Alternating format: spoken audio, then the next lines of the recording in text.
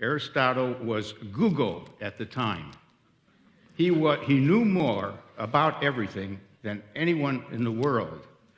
He wrote on science, politics, economics, rhetoric, art, and everything. Now, why do I say that he had some marketing impact?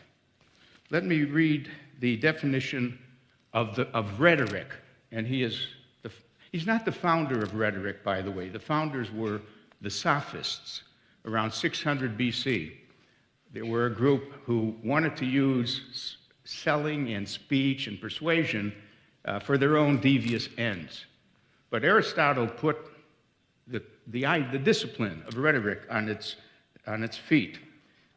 Rhetoric is the art that aims to improve the facility of speakers or writers who attempt to inform, persuade, or motivate particular audiences in specific situations.